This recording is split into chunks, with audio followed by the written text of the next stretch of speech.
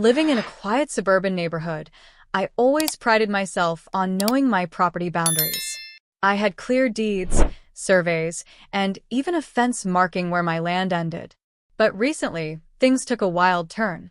One afternoon, I was out in my backyard when I noticed construction workers setting up what looked like a deck. Confused, I walked over to see that my next-door neighbors had started building an extension, not on their side, but squarely on my land. My heart sank. They hadn't asked, and they certainly hadn't gotten permission. I immediately approached them, asking about the construction. They shrugged it off, saying they thought the area was part of their property.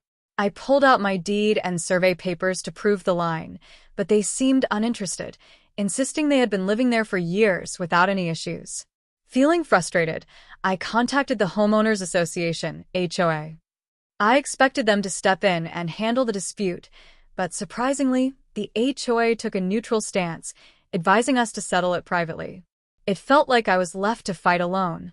Next, I hired a surveyor to officially mark the boundaries. The results confirmed what I already knew. The new deck was definitely built on my land. Armed with this proof, I reached out to a property lawyer. The lawyer sent a formal notice to my neighbors demanding they halt construction and remove the deck immediately. Things escalated quickly. The neighbors became hostile, and tensions rose within our once friendly community.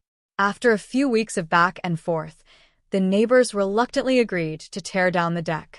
It was a relief, but the whole ordeal left a bad taste in my mouth. What surprised me most was how quickly people assumed they could just build whatever they wanted, wherever they wanted, without checking property lines. This experience taught me the importance of knowing your rights and standing up for your property. Property disputes can escalate fast, especially when neighbors get careless or aggressive.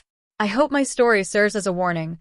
Always keep your documents handy, communicate early, and don't be afraid to seek legal help when your land is at stake.